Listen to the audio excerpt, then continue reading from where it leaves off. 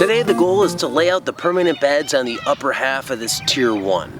Last week I laid down the first 2 individual beds. I seeded those out with cover crop. Now the goal is to lay out the permanent beds up here. If you recall from that previous video, or if you can't, the width of my beds is going to be 24 inches with 14-inch pathways in between. That's the only way I could make the geometry work to fit an equal number of beds, equally sized and equally sized paths in the space that I have. I would have liked to go wider, but I can't.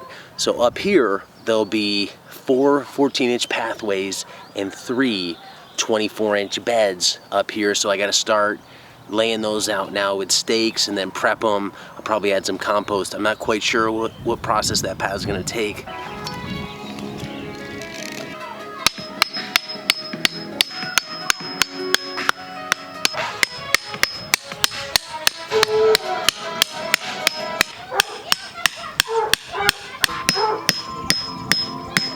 So I'm looking at this now, I actually have a little bit more room than I thought I did. I think I can cheat a little way into this cliff right here and push the beds back. So right now I have 4 24-inch beds instead of 3. And I have 4 14-inch pathways. Now there's no pathway in the back against that back 24-inch bed. I might not deal with that yet. Knowing that I have tomatoes coming up, they're the first crop that's going to go in here. I'm not going to really need to access them from both sides. So that last row along that cliff back there, I may just put tomatoes in there knowing there's no path on the back side of it, and then circle back in the fall when I end up building a rock retaining wall along this cliff, and then kind of refigure out bed dimensions. If anything, that'll be a little narrower of a bed, but I think I can steal the width I need by going into that cliff a little bit. I'll just have to see. But for right now, I'm kind of happy because I really just found a 24-inch bed. So I think I actually spoke a little bit too soon when it came to this extra bed I found. What I'm running into, and I found it when I put in the stakes on the back end of the bed, is this cliff basically goes like this. So it's wider at this portion of the beds than it is at that end. So I pick up about 2 feet actually right here versus down there. And I think when I measured it to do the math, I was conservative and I used that measurement versus this one. So right now, realistically, what I have is this 14-inch pathway on the end, possibly another bed here. Bed I can definitely use for tomatoes. Beyond that, I don't know. It's going to take some finagling and design work here to squeeze another bed in when I put this retaining wall in. Maybe I can do it.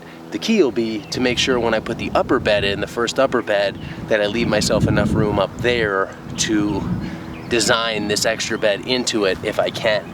So now that these beds are all staked out, the next step is going to be to pull out all the weeds in here because I don't want to have those weeds go everywhere when I till it up.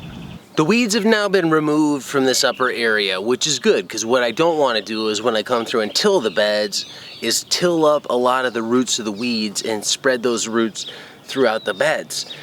I got this rhizobial grass up here. I'm not exactly sure what grass it is. I'll have to ID that.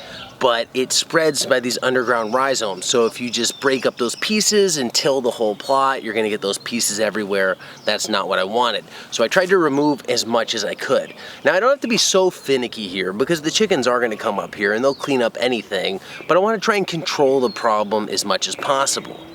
Now, one area where this is gonna potentially be an issue is tilling. My ultimate goal for this area is to not till.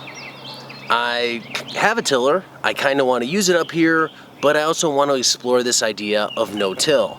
So I may end up going with designating most of the beds no-till and then do 1 or 2 tilled beds just as a controlled, and then see how does the soil change from tilling versus no-tilling. I can have 2 beds side by side, one is tilled, one isn't. What's the difference between them? That may be the way that I satisfy my need to pull out the tiller. Something in me just wants to till. But I do see the benefits of no-till a lot. I've been talking to more and more people on the podcast about doing no-till. I'm a big fan of it. I'm really interested in it. So 80% of what you see up here will be no-till, but there may be a little bit of tilling again just as a experiment. Initially I'm going to till because just where some of these beds are, they're on the old pathways, the soil's kind of baked at this point. I have a bunch of biochar actually I want to incorporate into these beds. I'll amend the beds with some other things like azomite at the time of tilling. So I might as well do all that up front, put the compost on the beds, till it in, and then be good. I never have to till some of these beds ever again. So what I'm going to do now is start laying out the amendments on these beds, and then from there I'll come back and I'll till it in.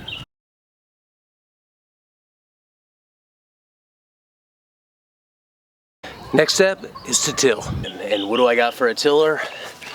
This bad boy right here. It's a 5 horsepower Craftsman. This thing's vintage. It's almost as old as me. I think it's a 1982 version. It's about 19-inch wide, so it's perfect for the size that I'm using. The thing I hate about it, the chickens hate it, and it's loud. They go crazy when it's going on. I don't like to run it a lot because it stresses them out. But initially, this is how I'll get all that biochar and everything incorporated into the soil. Let's get after it.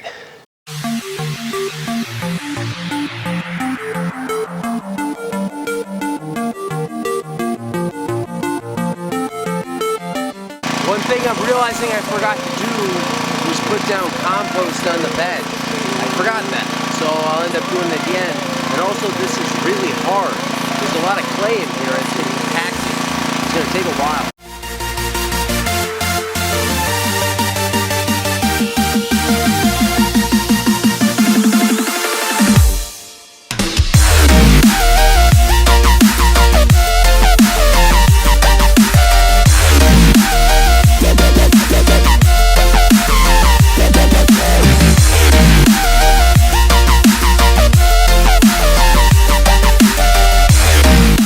All 3 of the beds are now tilled fully in, and I forgot to add the compost, which is okay. I think there's enough organic matter in that soil. The beds aren't going to miss the compost. Probably what my strategy is going to be, all 3 of these beds are going to get tomatoes in them. So what I'll do is I'll transplant the tomatoes into the beds and then just come back and layer a layer of compost on top of the beds just to help mulch down the tomatoes and feed the tomatoes. That'll be the way I get the compost in, versus now taking this freshly tilled soil and then putting fresh compost on top of it. And then when I go to plant the tomatoes, I'm turning it all in, mixing fresh compost in with the existing soil. I don't want to do that, so I'll just top dress with compost at this point. I'm glad I did till actually for this initial till. And this is hopefully the only time I till this year, except on the trial bed, because those middle paths were tough. I mean, really hard to get through. The tiller was bucking at some points because there was a lot of clay in here. When I brought a lot of the fill in here, it was almost pure clay. And that's good for water retention, but when it starts to dry out, it just tightens up like cement. So tilling this was tough. And I can tell where some of the existing beds were, because when I was pushing the tiller, my foot would slip off the path into one of the beds, and it was almost like going into, quicksand or the bottom of a pond. It was sinking down in there. So the soil is really soft and it's pretty deep in here. Now, going forward, the no-till beds will just be top dressed. I may get a tilter at some point in here, use a wheel hoe, never really turning the soil. A broad fork and probably coming through here. But the soil's deep. My goal is to just deepen and deepen the soil. I've always heard this idea of being able to put your hand in up to your elbow when it comes to soil, and I'd like to see that. Right now I can probably get it in up to here, but I think I can do better. So at this point, now that the beds are formed, the pathways are formed, what I need to do is just string line the beds so I know where the pathways are. That's just as much for me as it is for my kids, so they're not walking in the beds. Because like I said, you will sink in the beds. And one other negative of tilling I can see now from doing this is every time you till, you kind of got to reform your beds because the soil goes onto your pathways, you got to rake it back up. It's a pain. So I get the idea of no tilling from that perspective.